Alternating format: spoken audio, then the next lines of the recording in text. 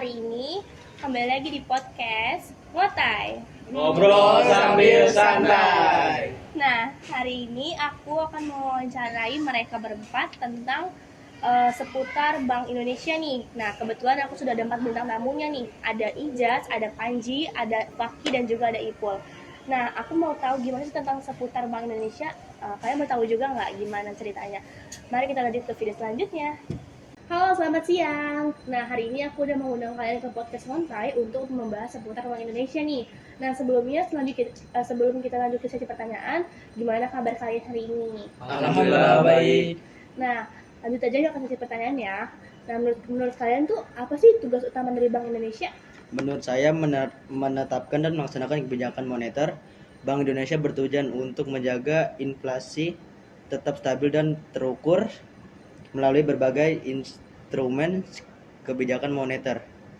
Oke, tadi kita kan udah nanya tentang tugas utama Bank Indonesia. Lanjut ke pertanyaan kedua, gimana sih Bank Indonesia menjaga stabilitas moneter?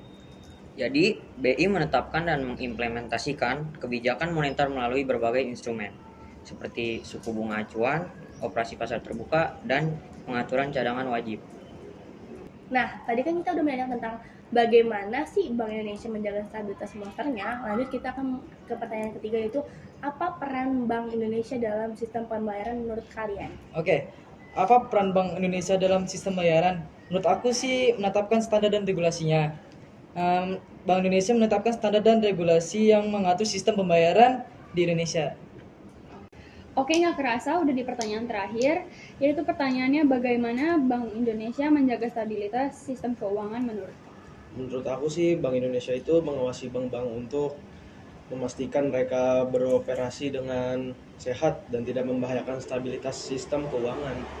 Nah, tadi kan kita udah nanya beberapa pertanyaan seputar Bank Indonesia.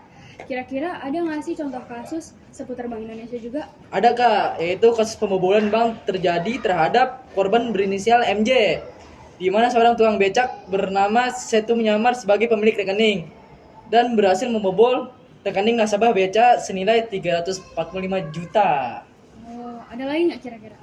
Wah, ada lagi nih kasus lain yang menimpa Evita, nasabah Bank BCA yang kehilangan saldo sebesar 50 juta. Bayangin 50 juta akibat transaksi QRIS yang tidak diketahui oleh korban. Wah, bahaya banget nih. Ini bisa jadi apa sih kasus-kasus yang harus ditangani segera ya. Nah, menurut kalian tuh gimana sih cara pencegahan dan penanganannya nih untuk kasus seperti itu?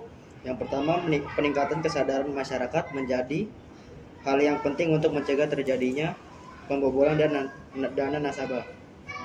Juga perlu adanya upaya-upaya penyuluhan edukasi, verifikasi transaksi, monitoring, transaksi mencurigakan, kolaborasi antar lembaga, dan pelaporan kasus untuk mencegah dan mengatasi kasus pembobolan rekening bank.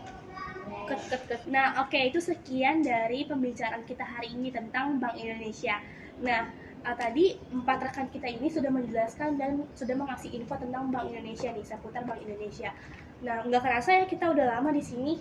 Nah, ini kayaknya udah kita akhirnya podcast kita. Terima kasih kepada Faki, Panji, Ijaz, dan Ipul.